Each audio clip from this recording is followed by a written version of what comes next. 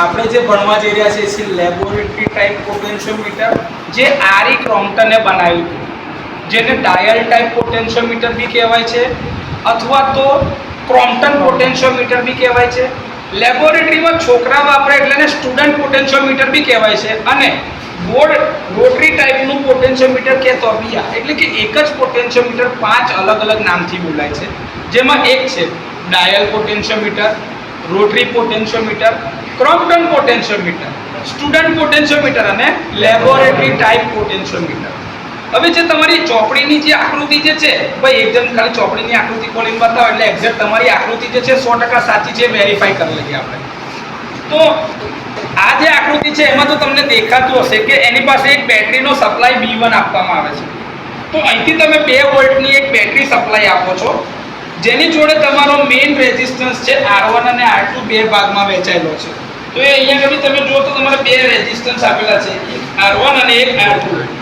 R1 જે છે તમારો મોટો રેઝિસ્ટન્સ છે, અને R2 છે ને એ ફાઇન વાયર ટાઈપ છે. જો એટલે R2 છે ને એકદમ ફાઇન સ્મૂથ જતું હોય, અને આ નાના ટપકા જો અવાજ આવશે. તમે પંખાનું જે રેગ્યુલેટર ફેરવો છો ને એવા ટાઈપનું આ રેગ્યુલેટર છે. જો એની પાછળની રચના તમે જોતા હશો તો જો આ સિલેક્ટર સ્વિચ જ્યાં આગળ હશે ને જો કનેક્ટ થતી હશે. જો અત્યારે તમે જોતા હશો જો આ બદલાયું કટ અવાજ આવે છે.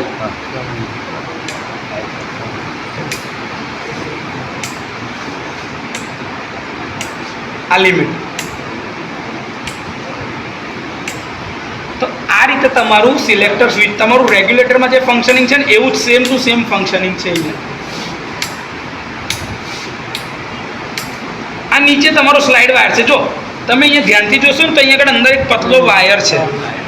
જેવું હું એની જો ફેરવીશ ને એટલે અહીંયાથી અંદરથી આ કનેક્શન એની જોડે બ્રિજ થાય છે.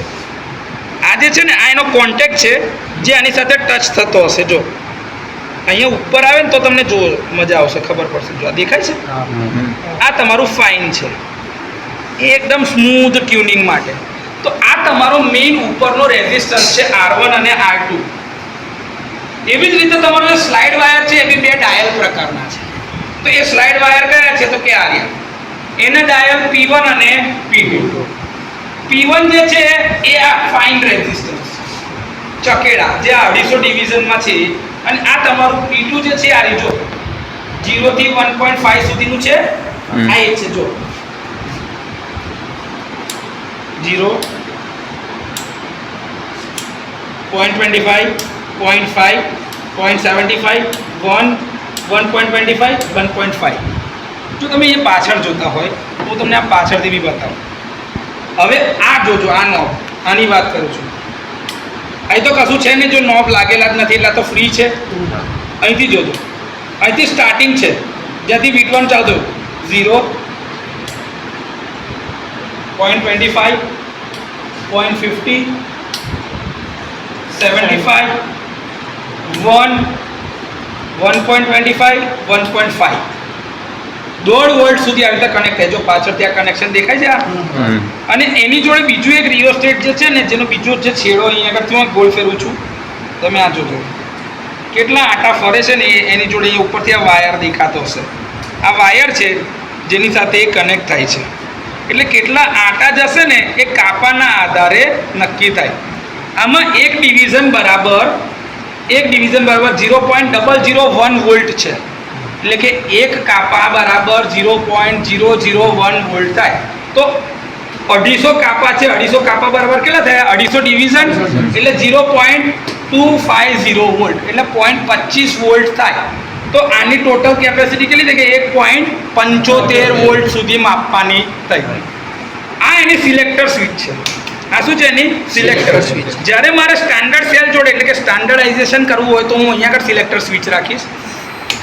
આ વચ્ચે એટલે કોઈ માપન ન થતું, અને અનનોન EMF માપવું હશે ત્યારે આ રીતે સિલેક્ટર સ્વિચ રાખીશ. જો દેખાય છે આ સિલેક્ટર સ્વિચ આ રહી, આ સિલેક્ટર સ્વિચ છે મારી, જેને હું અહીંયા આગળથી ફેરવું છું. અહીંયા આગળ જો તમે કનેક્શન જુઓ તો આ તમારી બેટરીના કનેક્શન છે, જે 2 વોલ્ટની બેટરી સપ્લાયમાંથી આપીએ છે. અહીંયા તમે ગેલ્વેનોમીટર લગાડશો જે નલ ડિફ્લેક્શનના સિદ્ધાંત ઉપર કામ કરશે. અહીંયા તમે સ્ટાન્ડર્ડ સેલ લગાડો છો, જે સ્ટાન્ડર્ડ સેલ આ રહ્યો બતાવી બેટા, જો આ રહ્યો તમારો આ સ્ટાન્ડર્ડ સેલ, 1.0185 વોલ્ટ વાળો અથવા તો 184 વોલ્ટ વાળો જે તમે કહો છો એ તમારું સ્ટાન્ડર્ડ સેલ આ રહ્યું. હા, 1.0184, 5, 6 જે લખેલું હોય એ બધા વોલ્ટેજ એક જ છે. એ તમારું સ્ટાન્ડર્ડ સેલ. સ્ટાન્ડર્ડ સેલ એટલે કે એવો સેલ કે જે આજે અહીંયા હોય કાલે બીજે કોઈ જગ્યાએ તો બી એના વોલ્ટેજમાં ફેરફાર થશે નહીં. ચોક્કસ આઉટપુટ મળશે વોલ્ટેજનું. અને આ તમારું છે અનનોન પોટેન્શિયલ જે માપવાનું છે, અનનોન EMF એ આપણે અહીંયા લગાડીશું.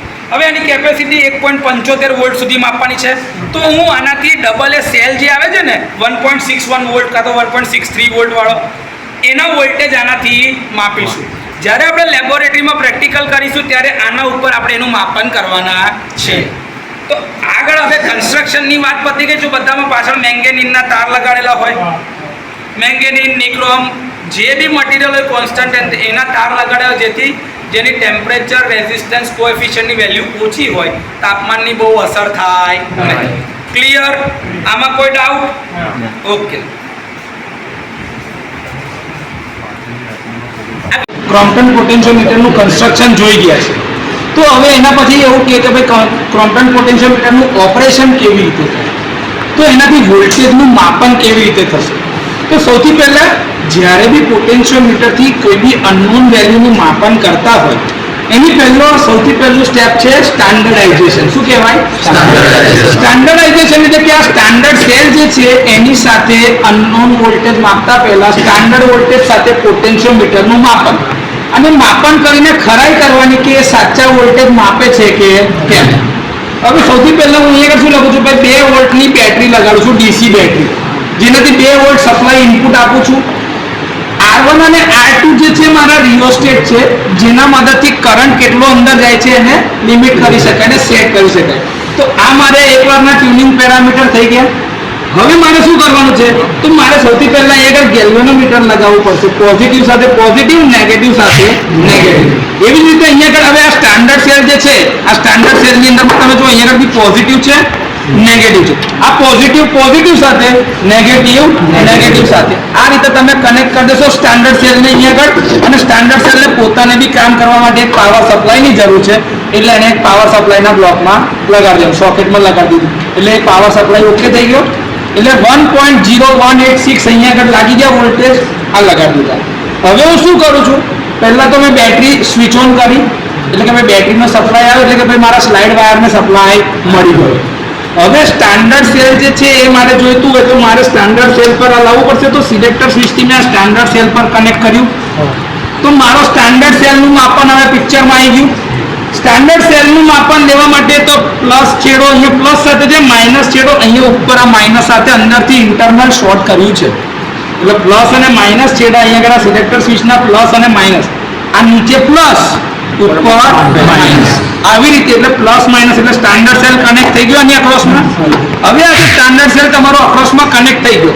પછી મારે શું કરવાનું? મારી પાસે વોલ્ટેજ તો છે જ, મને ખબર આના કેટલા છે 1.0186. તો મેં શું કર્યું? આ મારું ડાયલ છે ને એને 1 વોલ્ટ ઉપર ફિક્સ કરી દીધું. આ 1 વોલ્ટ ઉપર મેં ફિક્સ કરી દીધું. એટલે કે 1 વોલ્ટ આવે છે. હવે મારે હજી બીજા કેટલા જોઈશે? 0.0186 વોલ્ટ. તો 0.018 તો અહીંયા આગળ કેટલા કાપા સેટ કરવાના થાય? 0.018 એટલે કે 18 કાપા સેટ કરવા પડશે. તો હું અહીંયા આગળથી આ સ્લાઇડ વાયર વાળો જે રિયોસ્ટેટ છે, જે આ મિલી વોલ્ટ મીટર અને અહીંયા આગળથી આ 18માં કાપા ઉપર સેટ કરજો. 18માં પર સેટ કરી દીધો મેં. તો મારું હવે કેટલું થઈ ગયું? 1.018 વોલ્ટ થઈ ગયા. તો હવે જ્યારે હું આ કી દબાવું, પુશ બટન કી, જોકી, તો મારી આ કી દબાવવાથી ગેલ્વેનોમીટરમાં અહીંયા આગળ સ્ટાન્ડર્ડ સેલના વોલ્ટેજ બરાબર પોટેન્શિયોમીટરના વોલ્ટેજ થયા. તો સ્ટાન્ડર્ડ સેલના વોલ્ટેજ બરાબર પોટેન્શિયોમીટરના વોલ્ટેજ થાય. એટલે કે બંને ત્રાજવાના પલ્લા બેલેન્સમાં છે. તો ત્રાજવાની સોય કઈ હોય? 0 પર. એટલે ગેલ્વેનોમીટર હવે શું બતાવશે? નલ ડિફરન્સ, કે બે બાજુથી કોઈ કરંટ જશે નહીં. કેમ કે આના વોલ્ટેજ બરાબર આના વોલ્ટેજ થાય છે. તો આ માપન જે કર્યું આ સૌથી પહેલું ચેકિંગ છે કે ભાઈ પોટેન્શિયોમીટર સાચા વોલ્ટેજ માપી શકે છે કે નહીં. આ મેથડ જે આપણે ફોલો કરીએ છીએ આને કહેવામાં આવે છે સ્ટાન્ડર્ડાઇઝેશન. શું કહેવાય? અને સૌથી પહેલા કોઈ બી અજાણ્યા વસ્તુનું માપન કરતા પહેલા પોટેન્શિયોમીટરનું સ્ટાન્ડર્ડાઇઝેશન કરવું જરૂરી છે કે ભાઈ એની તો ખરાઈ કરો કે આ સાચું માપશે કે નહીં. હવે આની લિમિટેશન શું છે કે ભાઈ આ કેટલા વોલ્ટ સુધી માપી શકે? જો આ 1.5 વોલ્ટ અને બીજા 250 કાપા છે એટલે 0.25 એટલે 1.75 વોલ્ટ સુધી માપી શકે છે. તો એવામાં મારી પાસે કોઈ અનનોન વોલ્ટેજ છે ખરો? હા, ડબલ એ સેલ આપણે જ્યારે લઈને આવીએ તો એના વોલ્ટેજ માપો. ધારો કે 1.61 વોલ્ટ છે કાં તો 1.63 વોલ્ટ છે, 1.63 વોલ્ટ છે મારી પાસે. આને બદલવાનું જ નથી. આ તો એકવાર જે સેટ થઈ ગયું એને બદલવાનું નથી. હવે મારે શું લગાડવું? અહીંયા આગળ અનનોન સેલ લગાવવો પડશે.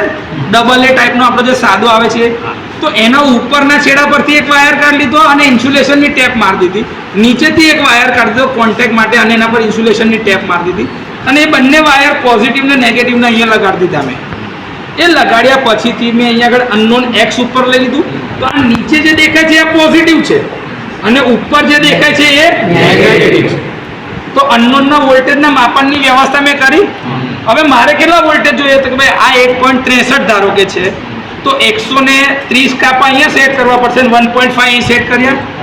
કેમ 1.5? તો કે ભાઈ અહીંયા એની મેક્સિમમ લિમિટ છે 1.5. તો 1.63 માઇનસ 1.5 કરો તો કેટલા થઈ ગયા? 0.13 ગયા. 0.13 અહીંયા જોઈતા હોય એટલે કે 0.130 તો કેટલા કાપા જોઈએ? 130 કાપા.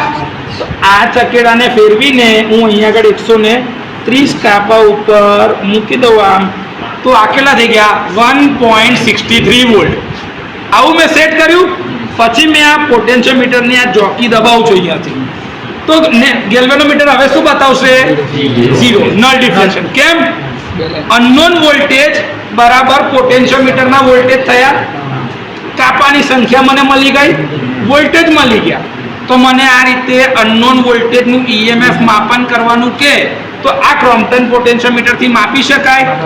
તો આટલી જ્યારે આપણે પ્રેક્ટિકલ કરીશું જ્યારે લેબોરેટરીમાં ત્યારે આ જ રીતે અનનોન EMF માપવાના છીએ. પોટેન્શિયોમીટરની એક એપ્લિકેશન અહીંયા આગળ પતી ગઈ. 2 થિયરી પતી ગઈ. સ્ટાન્ડર્ડાઇઝેશન કેવી રીતે થાય, અનનોન EMF કેવી રીતે મપાય. તો ક્રોમ્પટન પોટેન્શિયોમીટરની આ 2 થિયરી તમને પરીક્ષામાં પૂછાય તો આ રીતે લખી શકાય. કન્સ્ટ્રક્શન ને પછી એનું આ વર્કિંગ. કોઈ ડાઉટ? આવડે? પાક્કું? ભરોસો કરાય તમારા પર? ચલો ડન.